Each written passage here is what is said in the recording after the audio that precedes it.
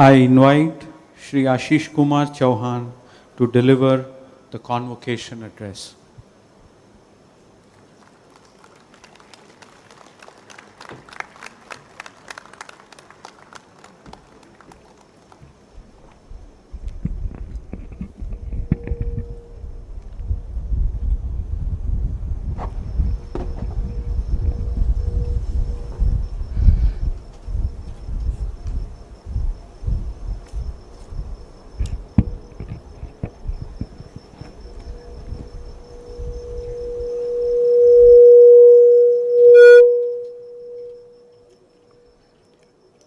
Respected Chairman, respected Board of Governors, Honorable Director, all faculty members, staff members of IIM Tiruchirappalli, distinguished guests, my young friends, parents, thank you so much for inviting me here to speak to you today. And congratulations on this extraordinary achievement. It's an honor and a privilege to be here talking to all of you on a very important day of your life, the convocation. Please accept my hearty congratulations. I've been informed that IIM Tiruchirappalli is one of the fastest growing second generation of IIM with a full-fledged state-of-the-art campus spread over 176 acres after being established in 2011. Over the last decade, it has gained repute as one of the premier management institutions with capabilities in creating and disseminating management knowledge. I have been impressed by these facilities that the Institute is offering to the graduates and helping to nurture a learning environment based on global standards. So my best wishes and congratulations to the government, Board of Directors, Board of Governors and faculty of IIM Tiruchirappalli. My congratulations to the families of all the graduating students who, through exemplary hard work, encouragement and sacrifice, motivated the graduates to first join the IIM Tiruchirappalli and then supported them through their journey here. Over the last 2 years, some of the best professors in the world have been teaching you. Some of these professors must have studied at IIM Tiruchirappalli or one of the older IIMs, as well as other similar institutions, worked in various industries for decades, became world-class professionals themselves and came back to teach you. My salute to them and their zeal to give back to the society. I am sure going forward, some of the students who are passing out today will also come back and join this noble profession to guide the next generations. As you may have studied from history books, our civilization is an old one. In ancient India, we had universities like Nalanda, Takshila, and others which had established themselves as international centers of educational excellence, where students from all over the world came and studied. Generations after generations, the Indian people have accumulated a rich heritage of traditional knowledge. We have also learned from other cultures over these millenniums. I would encourage the graduating students to use both modern and traditional knowledge to arrive at innovative solutions to some of our pressing societal challenges. Our country can only achieve development through outstanding contributions of intelligent, well-qualified, and professionally committed workforce, one which looks for opportunities in the face of challenges within a resource-limited environment. As we all know, the world is passing through a great pandemic of COVID, which has created issues across spectrum in most societies. The last couple of years have taught us that certainty is fleeting in a world beset by uncertainty. I'm sure when your batch joined the program, many thought COVID-19 would be temporary and we would all be back to the classroom soon to the familiar in-class interactions. Instead, we experienced different variants of the virus, lockdowns, stiff travel rules, curfews, masks, social distancing, and many other things. Studies and work was at a place called home. Interactions were virtual in a place called Zoom or WebEx or a video conference. And masks as well as vaccinations are what we required to move around. Most of you have spent last year at campus, which is a solace. India, with its very low per capita GDP of US dollar 2,000 per person, was not supposed to do well. Despite all the dire predictions by experts from abroad and from within, India has done well as compared to many, many other countries, including countries with 10, 20 or 30 times per capita income that India has. That is not to say that all of us have not suffered troubles.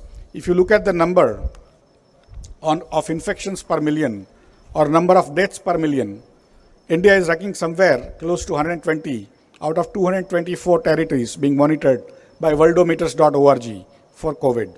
Some of the better managed countries or some of the richest countries like US or UK are in the top 20 or top 25 ranks in number of infections per million and number of fatalities per million.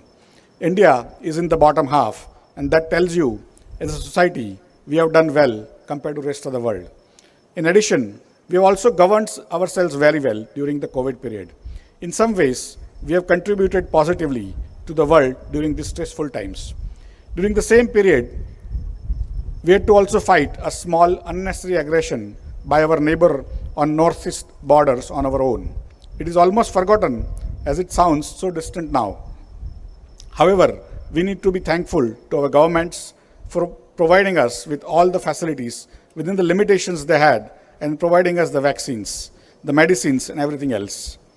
Providing free ration to 80 crore people over the duration of COVID and even now has been an unbelievably mammoth task which has not been recognized by us or by the world.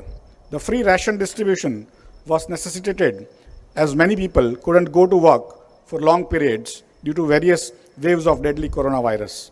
Despite our rapid growth in recent decades, we still have a large number of people who have very little savings that can help them tide over tough times like this. The scheme of free ration known as Pradhan Mantri Garib Kalyan Anna Yojana has saved poor Indian citizens from anarchy and misery, which we see manifest in other countries like China in recent months. The number of people who have been provided free food for over 2 years is more than the population of European continent or North American continent or entire South American continent. In effect, India has been providing free ration to the size of population larger than continents other than Asia and Africa. We should be proud as Indian citizens for this humanitarian aid to our poor brethren. It is true social security to vulnerable, irrespective of their region, religion, caste, creed, language, any other seeming divisions that tries to pull us apart every day. In comparison, the 2020 Nobel Peace Prize recipient UN World Food Programme provided assistance to 11.55 crore people partially. Approximately 14% of the people supported by Indian governments in 2020, 2021 and also in 2022. Does it mean Nobel Peace Prize Committee will seriously look at the Prime Minister, Mr. Narendra Modi, and Indian government's humanitarian achievements for awarding Nobel Peace Prize 2022? It remains to be seen. Vaccination drive, automated and free for such huge population of close to 140 crore is another achievement we now take for granted. Who had even thought this would be possible even in May 2021, the same time last year? More than 100 crore people have been administered at least one dose and more than 85 crore people are fully vaccinated. How did this happen? Yesterday, Mr. Bill Gates also mentioned that India's vaccination coverage is better than America's. How did this happen? Automatically or someone worked for it? Should we be thankful to the people who got it done? In my opinion, we must be thankful. Some teams developed the vaccines and manufactured them. Other teams planned, negotiated, procured, and delivered the same to the remotest corners of this beautiful country. Other teams administered them. Some other teams automated the process using CoWIN. No country seems to have done it the way India has done it. Our vaccines seem to be reasonably effective compared to the ones administered by China or now, as of yesterday's news, even US. Yesterday's news suggests that Pfizer's vaccine was effective for 12% people compared to 95% that was advertised. Effectively, India has done really well and we are all part of a winning team. Were we plain lucky or something really nice happened by human endeavors? And I firmly believe that all our governments, whether state, central, even sanitary workers need to be thanked. Of course, we also need to thank our medical workers. I would urge the faculty here to write and teach case studies on the free vaccine program, on the free food program, the CoWIN application, how they were achieved, and their impact.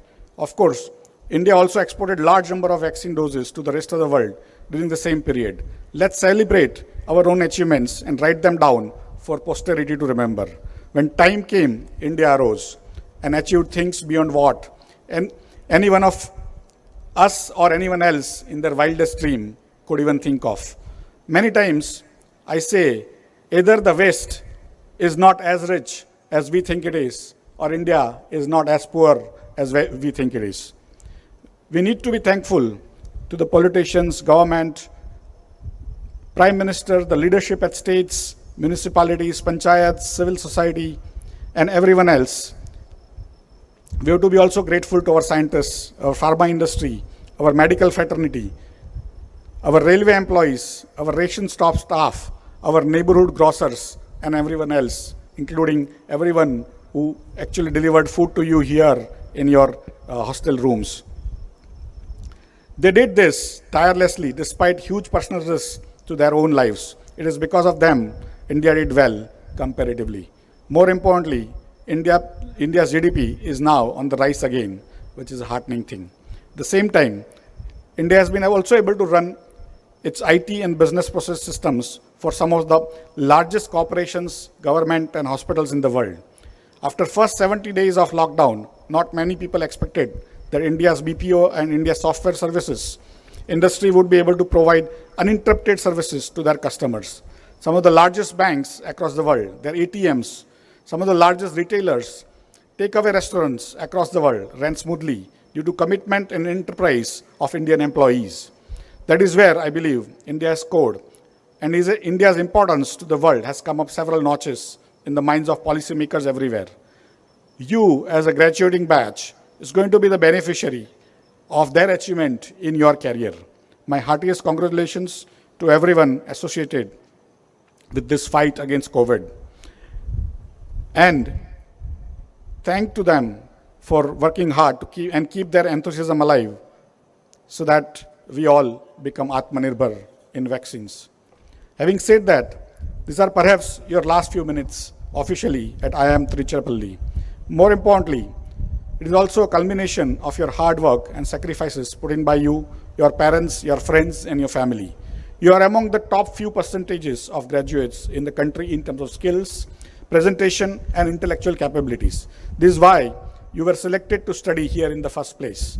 Many of you have been already selected by reputed companies, while others are thinking of studying further or starting on their own. It's a great achievement that all of you at IIM Tiruchirappalli have come so far in this COVID period.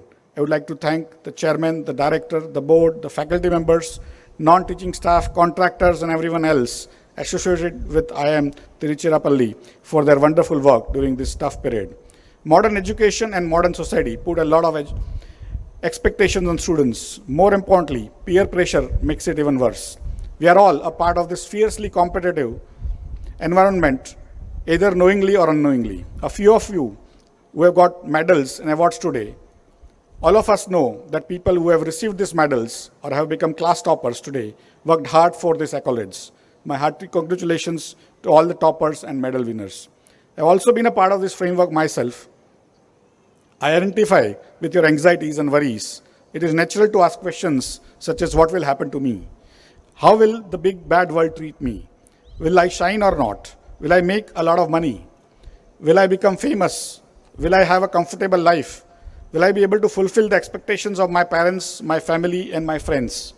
How will I get into the right company, or have I got into the right company if I already got a job? Did I select the right specialization?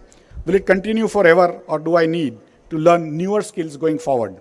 Have my friends got better job than me? Many such questions may come to your mind, or will come to your mind in the time to come. I would like to share with you some guiding principles that I found useful for myself. I hope you will also find them useful. First, be grateful. It is important that we are grateful to what is happening to us and what has happened to us.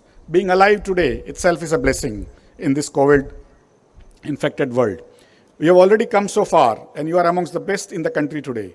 Going forward also, I'm sure you are going to shine. However, if you are not grateful, I think you are going to miss out a lot. So continue to be grateful to your bosses, your teachers, the current and the past, your parents, your families, your friends, and everyone else. They are what you live with, and for me, being grateful is very important to continue a meaningful life. The second part is to be responsible. Many times, you might want to be selfish, be less accountable, being responsible for the things which the company gives us, the society gives us, the family gives us, and fulfilling our responsibilities is very important to making a lasting contribution. The third aspect is being curious and continually curious. You have reached here by being curious continually before. So don't leave your curiosity here. Keep it with you for the rest of your life. Childlike curiosity is what is going to give you a meaning and allow you to explore the world in many, many ways. Life has many colors to show you, and in some ways, that is what you are going to earn out of your experiences. So continue to explore life and continue to be curious throughout your life.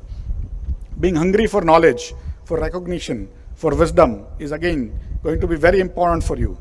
Continue to be hungry, don't get satisfied. Continue to stay dissatisfied across every sphere of life, and that's where you are going to achieve more. Constantly ask yourself what new skills and competencies will be needed.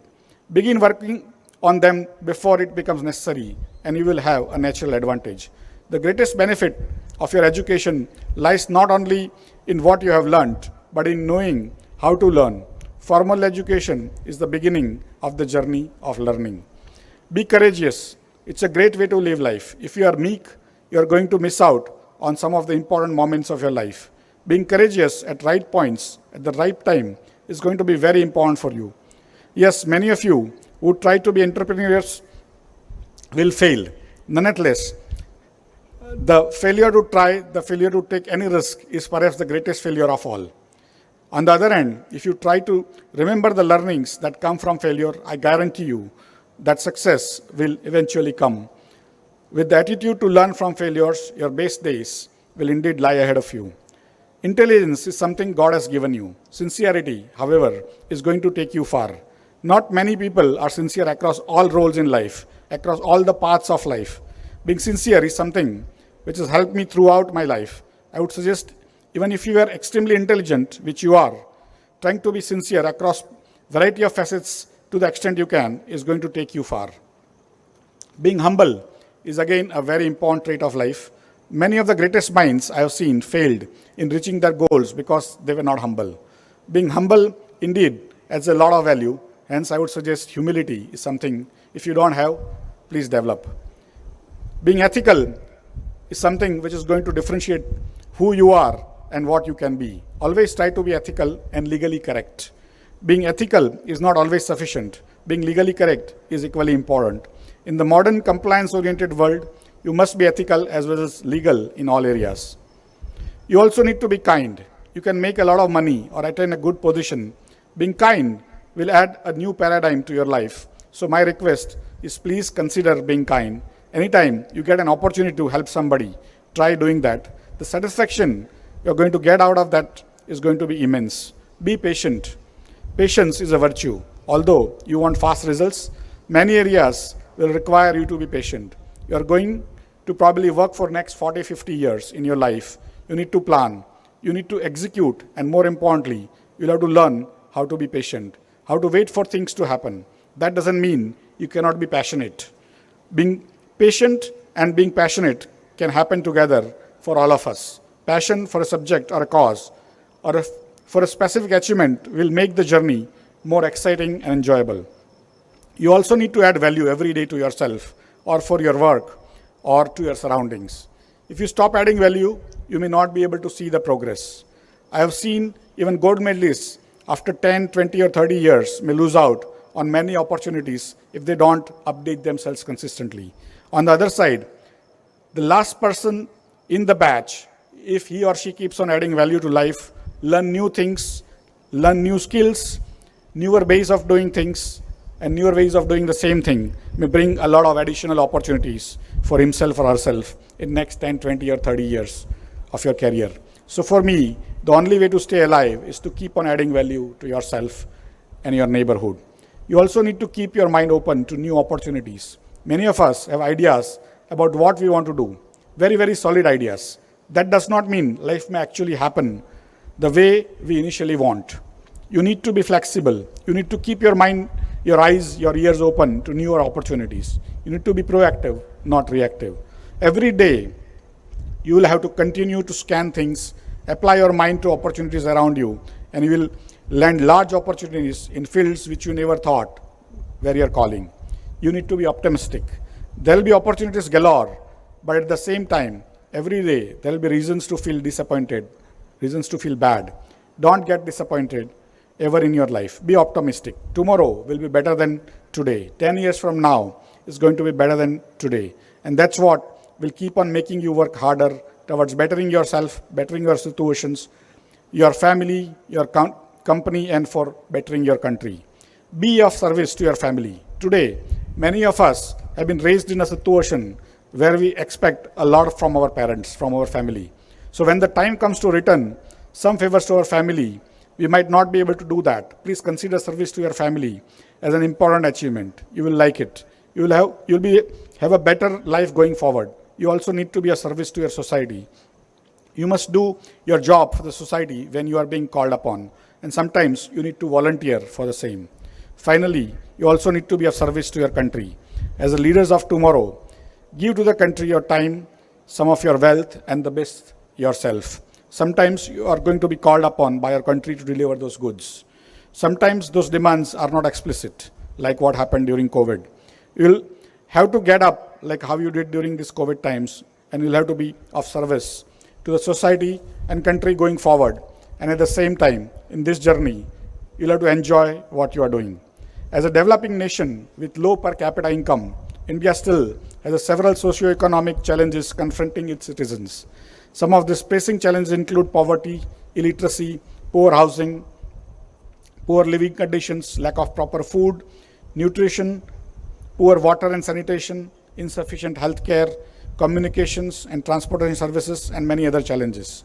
One option for us as Indians is to keep worrying about these challenges without attempting to solve them. However, another more promising option in front of us is to become agents of change and apply our gained knowledge related to engineering, sciences, and social sciences to find innovative and cost-effective solutions, implement them, teach others to do that. We can bring change individually and collectively together. There will be lots of demands and pressures. You may also get confused at times. However, please note that the journey is important and you need to enjoy the journey. Don't ever give up. Continue on the path of excellence that you have learned here at IIM Tiruchirappalli. You must stay in touch with changing reality. Sometimes our assumptions, our models about reality may be incorrect. We need to have that feedback loop into our brains that differentiates and tells us that models and assumptions are not reality. Sometimes reality will run away from our models, and we must learn to change our models to suit new realities and not stick to the old models of the past, or we may be left behind. This bit of information is more relevant than ever, that never think that your ideas about the world is the only way the world should work. Earlier, industrial revolutions saw changes every 1,000 years, then every few hundred years, and then every few decades. Essentially, technology was still changing over generations. Most people did not see it to impact in front of their eyes. Of late, the technology waves have become faster and faster. In one generation, information technology changed our lives completely, thoroughly, and transformatively. Waves are becoming faster, technologies are changing rapidly. To go from concept to mass production, it's taking years instead of hundreds of years. If information technology change lives, there are many more technologies that are coming which will change life in even more transformative ways. The Industrial Revolution was always a period of massive disruption. Countries that drove it or embraced it went from rags to riches, while those missed out went from riches to rags. Today, we are in the midst of fourth industrial revolution that promises to be profoundly more disruptive. We are witnessing the emergence of innovative technological trends such as artificial intelligence, Internet of Things, robotics, 3D printing, nanotechnology, biotechnology, genetic modification, and many more, with application in as diverse as the technologies themselves. Each revolution brings systemic implication, and this one is no different. The first industrial revolution was a shift from human labor to mechanical power through the use of water and steam power, while the second industrial revolution propelled the growth of mass production with the use of electrical power, electronics, information, technology, and automated manufacturing led to the third industrial revolution. It's no secret that India missed reaping the benefits of the first, second, and the third industrial revolutions. However, India is well placed to take advantage of ongoing revolution and going to make huge material progress on the back of young population and rapid technological developments over the next 50 years. My hypothesis is that next 50 years will create more wealth than that has been created in last 10,000 years. Next 50 years, we'll have 70% jobs that we have not thought about them today. India will contribute a large part of this job and wealth creation due to its technological-oriented young population. In all new tech areas, you don't need large capital. Very little capital can produce huge returns, huge wealth. I call it non-linearity of payoff or capitalism without capital. Earlier, large capital was required to make more profits. Now, more brains and exposure will be required to create huge wealth. India's wealth is expected to go up 1,000% or 10 times from current $10 trillion to $100 trillion over this next 50 years. The society expects you to play your part as responsible business leaders to take advantage of this once-in-a-millennium opportunity that has come our way. I'm sure you all will lead India into a prosperous and glorious nation over the next 5 decades. This convocation is a point that marks an end and a beginning. A passage for you from students to becoming an alumni. I wish you all the best in your career and in your lives as you step out into a new world. Please accept my congratulations on this achievement and best wishes for your future. Please accept my gratitude for inviting me and listening to me today, despite getting your degrees. Thank you very much. Jai Hind.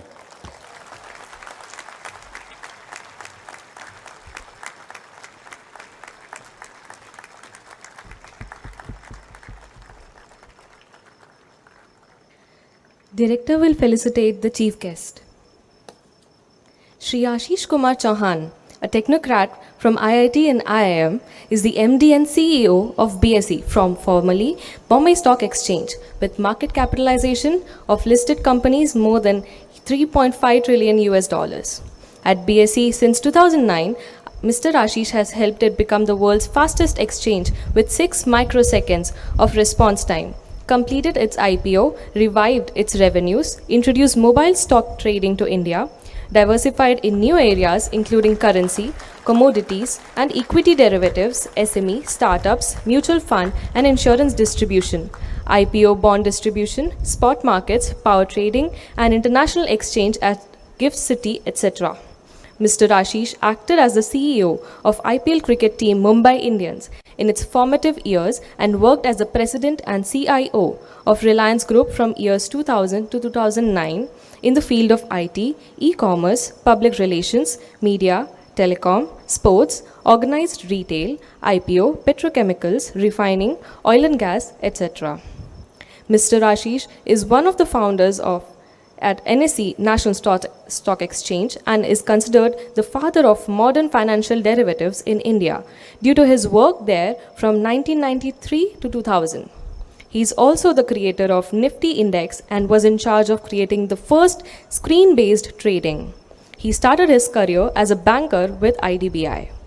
Mr. Ashish is a serial entrepreneur and considered amongst the foremost experts in the fields of fintech, market microstructure, transaction processing, corporate governance, finance, regulatory policies, business, technology, cricket, and Indian social issues. He has spoken at conferences organized by UN, WEF, WFE, UNCTAD, OECD, Commonwealth, and many more. He has served and is a part of several policy committees of Ministry of Finance, Education, MSME, CBDT, RBI, SEBI, etc. He also headed the South Asia Federation of Exchange, consisting of 20 plus exchanges. He has won several prestigious Indian and international awards over the last 3 decades, including Governance Now Visionary Awards 2021, CEO of the Year 2021 by FOW Asia, Mumbai Ratna, Digital Icon of the Year, Top 50 CIOs in the World, etc. He serves on the board of prestigious Indian universities, including IIMs, AJNIFM, NITs, NIITs, etc., among his many social activities. He has been nominated as the Chancellor of University Allahabad by the President of India, a nationally important and one of the oldest universities in Asia, set up in 1887. He is a distinguished visiting faculty at Ryerson University in Toronto, an honorary professor at Nottingham University Business School. He has co-authored a book titled on BSE, A Temple of Wealth Creation. A book titled Sthit Pragya, The Process of Maintaining Equilibrium, has been written on his life journey. Chairman will present a memento to the chief guest.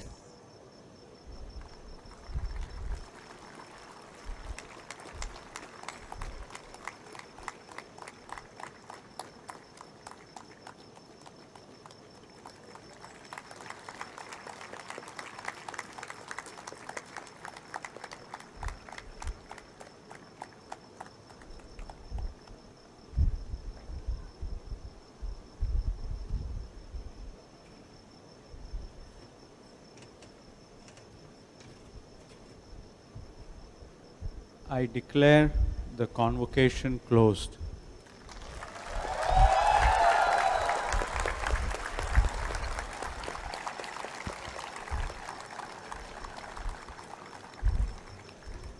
Ladies and gentlemen, please rise for the national anthem.